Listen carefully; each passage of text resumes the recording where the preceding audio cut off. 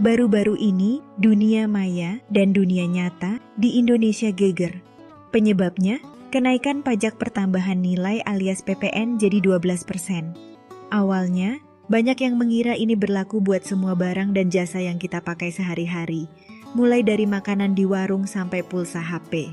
Orang-orang langsung panas, protes di mana-mana, bahkan demo besar-besaran di beberapa wilayah. Tapi ternyata, di detik-detik terakhir sebelum tahun baru, pemerintah bilang, tenang, PPN 12% ini cuma buat barang dan jasa mewah kok. Lalu pertanyaannya, kenapa banyak orang tetap marah? Apa sebenarnya yang bikin isu ini jadi besar? Dan seberpengaruh itukah PPN terhadap hidup kita sehari-hari? Yuk, kita obrolin bareng-bareng. Buat kamu yang belum familiar, pajak pertambahan nilai adalah pajak yang dikenakan pada hampir semua barang dan jasa yang kita konsumsi. Contohnya, kalau kamu beli sepatu, bayar tiket bioskop, atau bahkan cuma makan mie instan di warung, harga yang kamu bayar sudah termasuk PPN. Tapi biasanya kita nggak sadar karena angkanya kecil. Nah, pemerintah Indonesia memutuskan menaikkan tarif PPN itu merupakan bagian dari rencana besar yang sudah diatur dalam Undang-Undang Nomor 7 Tahun 2021 tentang harmonisasi peraturan perpajakan. Tujuannya, nambahin pendapatan negara biar ada dana lebih buat pembangunan, layanan publik, dan menutup defisit anggaran. Pemerintah bilang, mereka lagi cari cara buat nambah pemasukan negara. Apalagi, kita habis diguncang pandemi COVID-19 yang bikin anggaran negara babak belur. Utang negara naik, sementara pengeluaran terus jalan, kayak subsidi, pembangunan infrastruktur dan belanja lainnya. Jadi, salah satu solusinya adalah meningkatkan pajak, termasuk PPN ini. Kelihatannya simpel kan? Tapi kenyataannya nggak sesederhana itu. Nah, ketika kabar kenaikan PPN jadi 12% diumumkan, masyarakat langsung heboh. Kenapa? Karena buat sebagian besar orang, pajak ini terasa kayak tambahan beban, terutama di tengah kondisi ekonomi yang lagi berat-beratnya. Bayangin aja, harga kebutuhan pokok udah naik terus, beras, minyak, bahkan cabai. Gaji nggak ada peningkatan yang berarti. Biaya hidup makin mahal, BBM naik dan listrik juga nggak murah. Di tengah situasi kayak gini, pemerintah bilang, kita mau naikin pajak ya? Otomatis banyak orang mikir, apa-apaan ini bukannya bantu, malah nambah beban. Apalagi, kenaikan 1% dari 11% ke 12% kelihatannya kecil.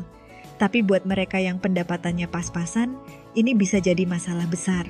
Bahkan cuma tambahan 1.000 aja bisa terasa berat kalau setiap hari harus ngeluarin biaya ekstra buat berbagai kebutuhan. Dan saat itu reaksi masyarakat nggak cuma sebatas ngomel di grup WhatsApp keluarga, tapi sampai turun ke jalan. Media sosial penuh dengan kritik dan tagar-tagar seperti tolak PPN 12% trending di Twitter. Demo besar-besaran juga terjadi di banyak kota. Yang paling vokal tentu mahasiswa, yang memang sering jadi garda terdepan kalau ada kebijakan pemerintah yang dianggap nggak adil. Mereka bilang, kenaikan ini nggak berpihak ke rakyat kecil dan cuma bikin orang miskin makin menderita. Selain itu, pelaku UMKM, usaha mikro, kecil, dan menengah juga cemas. Mereka takut pelanggan bakal lari karena harga barang naik. Misalnya, pedagang makanan kecil yang harus naikin harga nasi bungkus mereka karena bahan baku jadi lebih mahal. Nah, melihat protes makin besar, pemerintah akhirnya buka suara.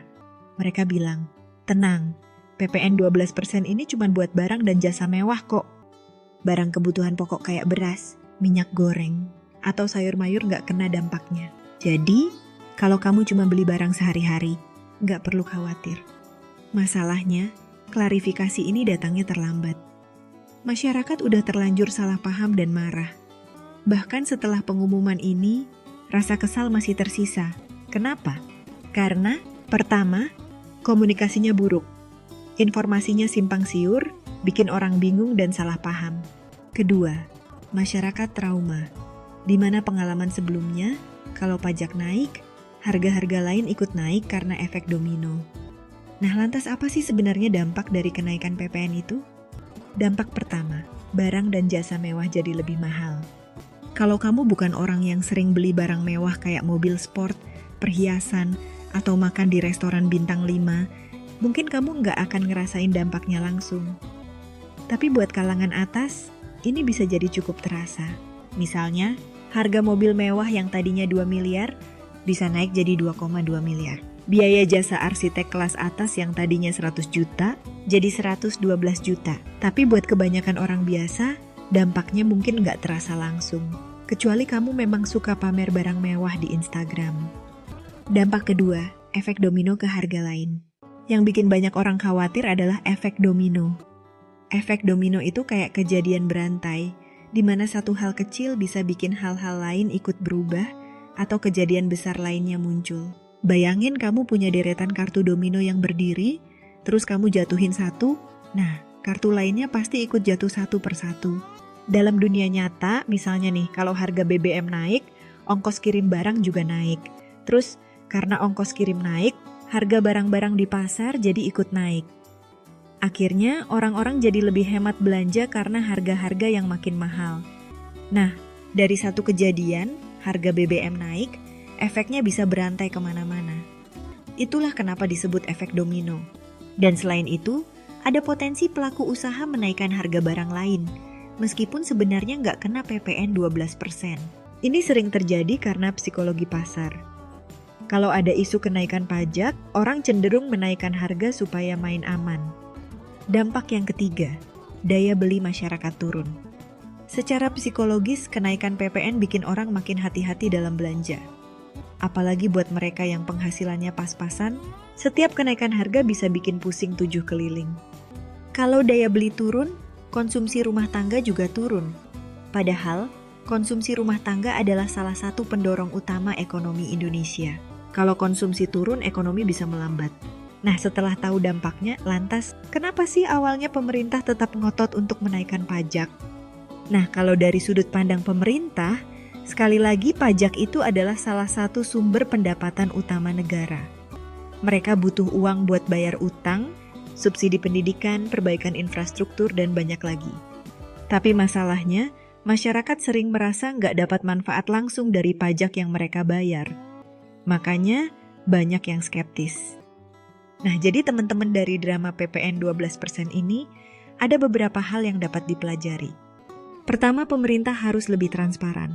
Kalau mau bikin kebijakan besar, pemerintah harus jelas dan langsung mengedukasi masyarakat. Jangan sampai komunikasi yang buruk bikin kesalahpahaman. Karena kejadian 12% ini tentunya bikin banyak orang kerepotan.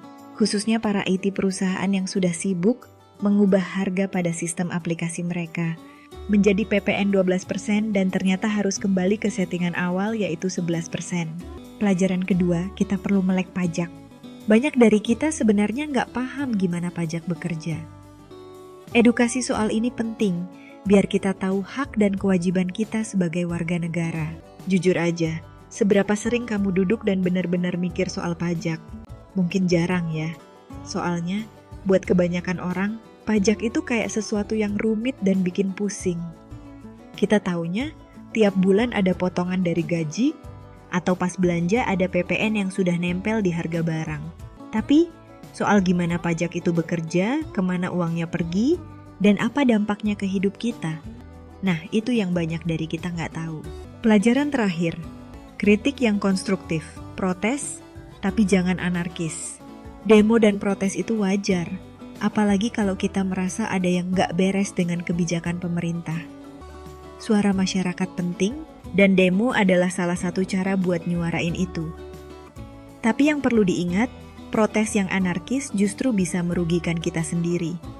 Kalau demo berujung rusuh, siapa yang rugi? Para pendemo sendiri. Banyak yang akhirnya terluka, kena gas air mata, atau bahkan ditangkap. Niat awalnya mau menyampaikan aspirasi, tapi malah berujung di rumah sakit atau kantor polisi. Belum lagi kalau pesan yang mau disampaikan malah tenggelam karena kerusuhan. Bukannya orang fokus ke isu yang dibawa, mereka malah lebih ingat soal rusuhnya. Jadi, gimana biar demo tetap efektif tapi damai? Salah satu caranya adalah dengan persiapan yang matang. Pastikan semua peserta paham pentingnya menjaga kedamaian. Kita juga bisa memanfaatkan media sosial buat nyebarin pesan yang bisa lebih aman dan menjangkau lebih banyak orang. Karena tujuan kita adalah menyampaikan kritik yang membangun, bukan bikin kerusakan.